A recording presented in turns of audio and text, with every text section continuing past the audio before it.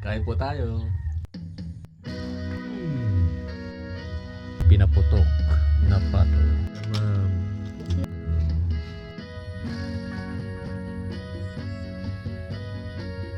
Ako ang harvest ko. Naulan na panahon na. Bumisita po ang aming master dito sa Palayan. Saturday ngayon, January 6, 2024. Medyo grabe ang habagat ngayon po dito sa Bicol, particular dito sa Minalabad. Ayan na nga ako, nagbubunot na ng niyog. Maliliit na kasi yung niyog na ito, dati malalaki naman. Basta hybrid, ganun daw. Pag tumaas na yung trunks niya, yung katawan lumiliit yung mga buo. Ayan. Nahihirapan si Kaya kaluto. Yung mga damit po, andyan. Diyan ko pinapahanginan kasi 2 araw na grabe yung ulan. Kahapon na Biyernes, ganun din. Ayan po. 2 biak yan. Iinumin ko yung sabaw kasi pampalinis ng katawan ng kidney, lalo na yun. Daming preparasyon ni Kaya. Good tayo pag may time. Yan ang gawain natin dito.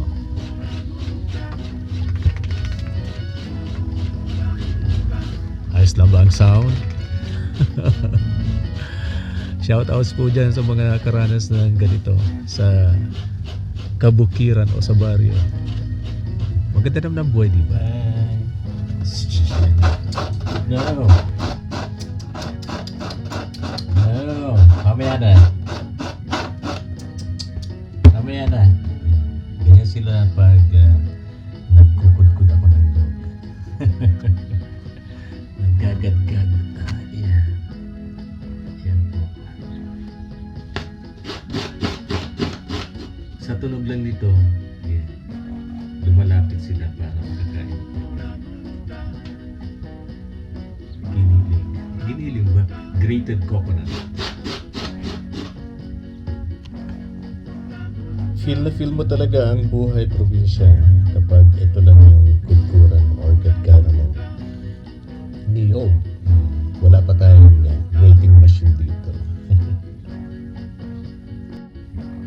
Talagang mapapakanta ka ng Bicol song na kaya habo akong magtukad sa bukid, sa tinukad-tukad, makulog sa tuhod, susugoon ka pang magkudkod ning niyog, aray ko Diyos ko, makulog sa likod.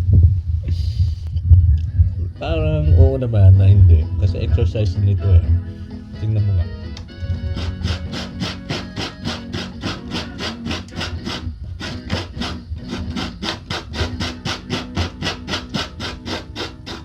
Partida pa po yan. Ang late pa ng niyog. Mga lang to, mga minutes. For our breakfast, nagluluto na ako ngayong Sabado ng tocino. Gusto niya ni Manay Brida, ang aming deaf mute sister na maingay talaga. Ayan na po. Medyo nagkakaramelize na. Ready for breakfast na yan. Iti-take out na natin. Gano'n. Bibigyan natin ng atensyon. Tatawan natin siya. Bicol Tagalog tayo ngayon. Itong mga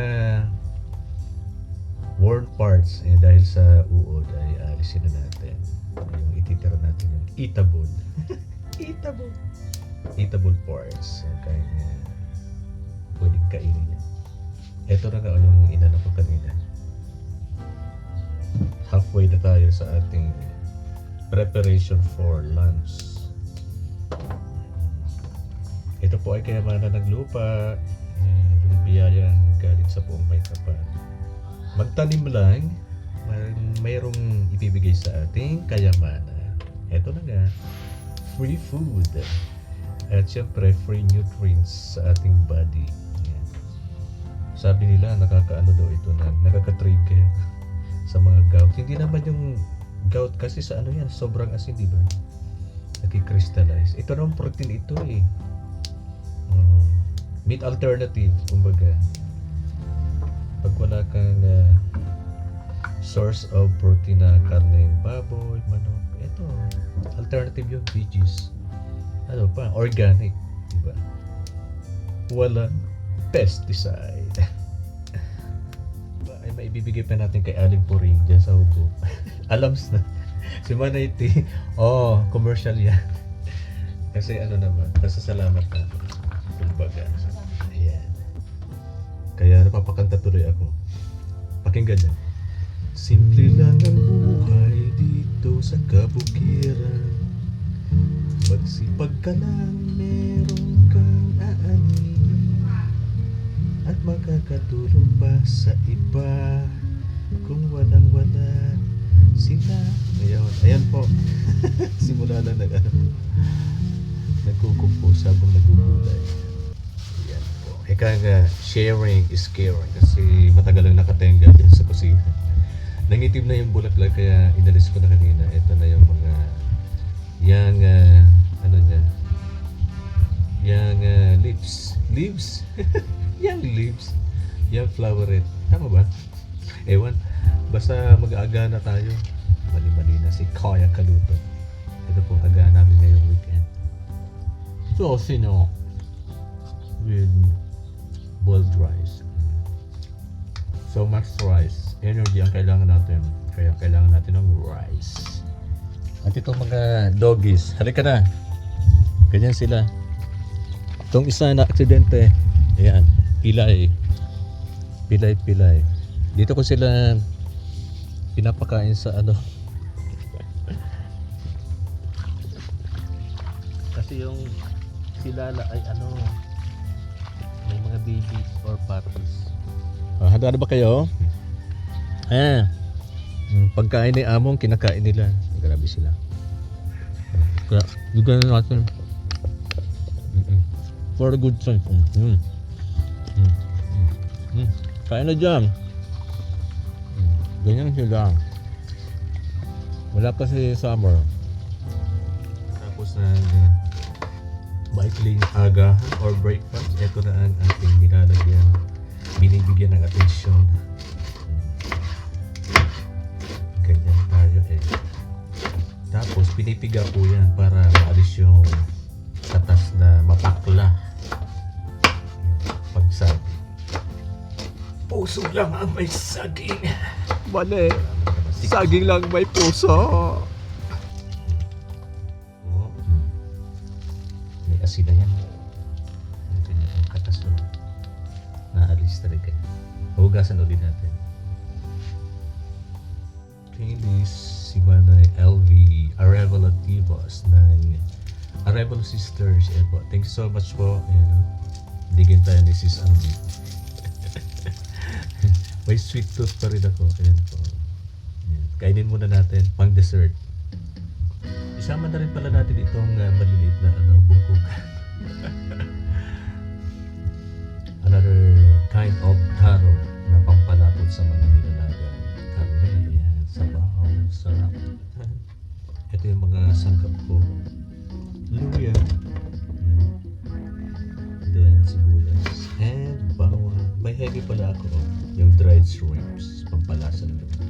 At siyempre dinurog na paminta. Gayat-gayat lang.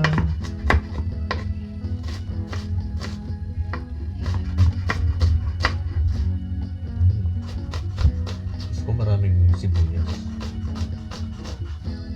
Cure for the colds po baga. Yung mga sangkap natin ay pa rin of medicinal values po yan, diba? Sa sipon, sa panuna, yung luya. Kaya kahit wala tayong pharma drugs or prescriptive medication, ito, gamot na ito. Di po ba yung mga sakit natin sa gulay? Medyo matubig dahil nga sa ulan kagabi. Hindi pa yan. Baka bukas itasin na natin. Yung palayan ni sister, yung kapatid ko at bayaw, madali na po siya. Pero bibisitahin ko kamuting ka. Ihalo pa natin sa gulay natin para kumpleto ang nutrition. Okay lang po kami.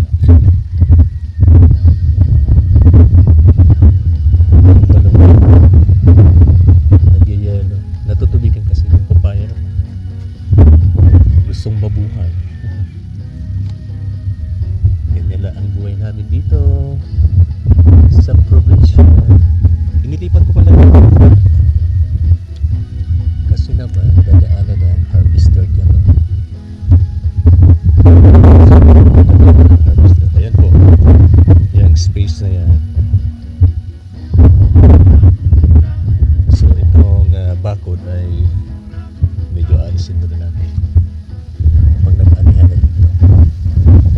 So subaybayan yung ating mga next long or medium runs. More than 90 seconds. Ganyan ko na lang para sama-sama sila. Yung mais na tumubo na. Masyadong matubig yung garden natin. Pero yung peche surviving. Ganyan lang. At yung syempre nga mga plantain or banana ay kahit saan naman yun talagang nabubuhay siya. Yan. Ito po ang kapaligiran dito sa amin sa Barrio Baliwag, Nuevo Minalaba, Camarines Sur. Kuya Kaluto, Kuya Kaluto, Kuya Kaluto, Kuya Kaluto. Anong luto mo? Anong luto mo? At ang walang kamatayang gata dito sa Bicol. Kaya nga tinatawag kong Bicol Gota, Lada Republic. Yung lada ko yung sili. Siling labo yung manghang. Yan, bigain. Ang mga hinanakit noong 2023. Yan. At katasin. Ang biyayang matatanggap ngayon 2024. May sense po ba? Kanya, positive lang sa buhay. Huwag problemahin ang problema. Bagay na yun ang buhay, di po ba?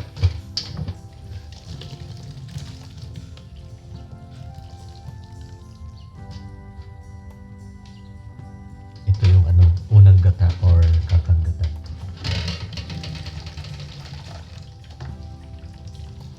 Kasi yung mga gulay dito sa Bicol, ayaw namin yung malamsa o parang yung tubig yung gata. Kailangan pag tinatawag na liputok, yung talagang parang pure, yung ganito. Ganito po yung niya, texture. Basta ganyan.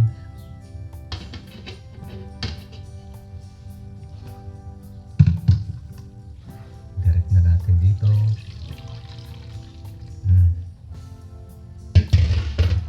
Ganyan na po yan. Sa kakanggata. Prepare na po natin ito. Sasaingin lang po natin yung mga gulay. Kasi dapat mayroon na magkakanggata. Hindi ko napapalinabugon or yung i-boil, paparboil. Yan. Half boil yung oil. Parang saing lang po ito. Lalagyan ko ng takip mamaya. Yan. Mga sakap sa ibabaw. At syempre, yung dauran. Kamuting ka, ganyan. Then, sasabawan ko na ng pangalawang gata. Ganyan po. Ganyan lang. Sa kalam ang gata sa Bicol. Saka tipid na rin sa over low heat lang po ito. Para medyo mabagal lang yung kulo ng gata. Para hindi siya korta. Yan.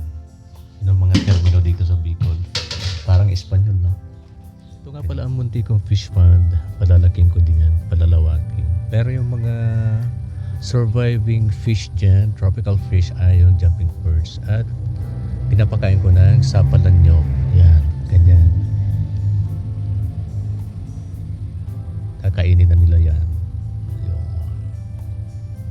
matagal sila dyan. Wala na yung yung mudfish or dalag or snakehead. Wala na rin yung tilapia. Medyo kasi mababaw lang. Dapat laliman ko pa. Mga lampas ulo. Sobrang lalim na talaga ang fish pond dapat. Saka mga ilang metro ba? Mga 10 meters or 5. Pwede na yon para mayroon tayong pambangot kung gusto nating magdiningdi or basta may ibababaw na isda. Yan. Marami yung pangalawang kata. Kaya dyan muna siya habang magboboy.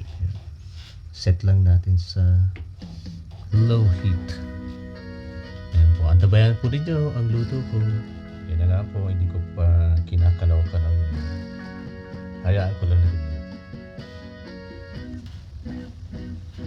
Yan po. Masyadong mahangin sa labas. Habagat daw kasi. Kaya nag-curdle na. Okay lang. Ito namang puso ng saging. I-spread ko na. Maalat na siya. Maalat na rin yung head. May discoloration ang nangyayari. Wala kasing tinapa. Sarap yun. Pero okay ba? Kaya ako na lang na mag-evaporate yung tubig. Pati nutrition nag-evaporate din daw. Sa dami ng gulay, may matitira pa naman. Ganyan po ang paggulay natin. In the meantime, ito po na yung pasingit ko. Luternate. Water natin. Pampakalma at pampaalis ko ng GERD sa aking sikmura. Masyado kasi akong makapi ng mga panahon 2023 pa.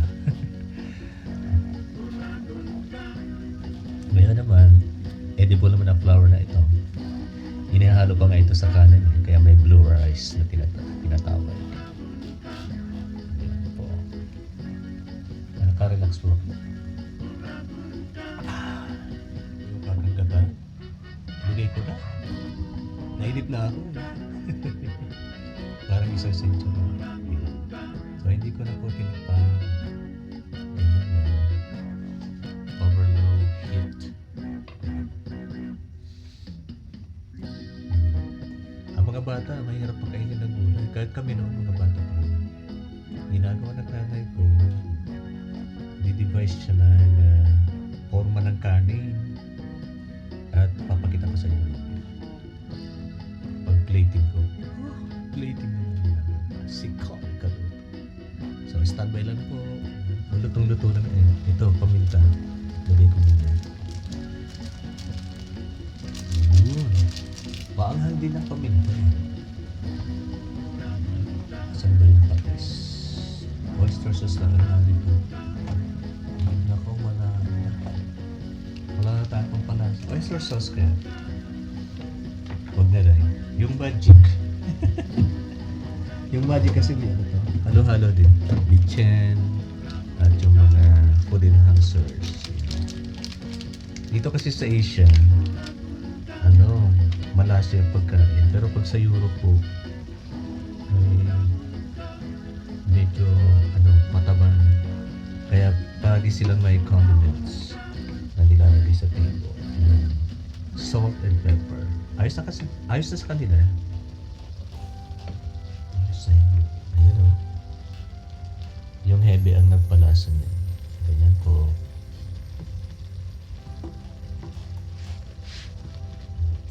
Busa-busain muna natin ang bilan.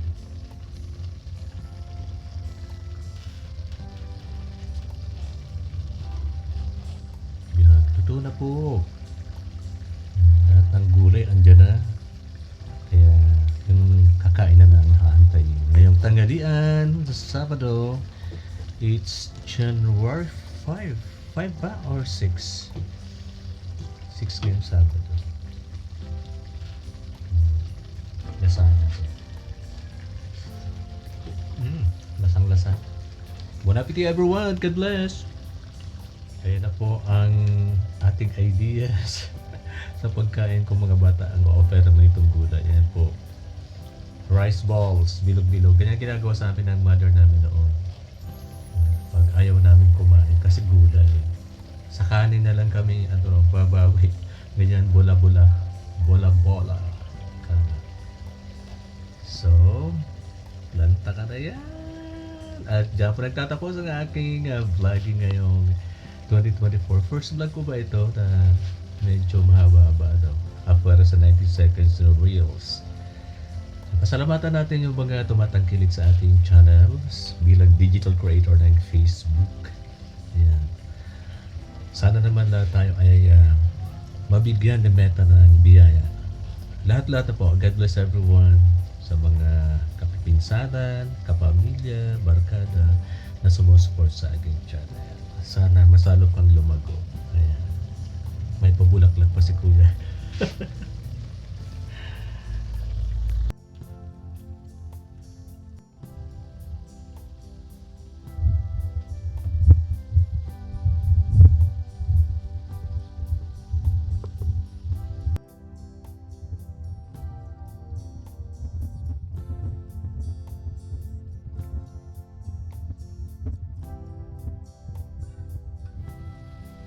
Naks, may pagganon si Kuya.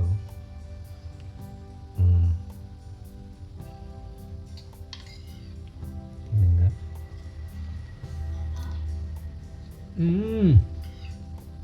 Parang bumalik ka sa pagkabata.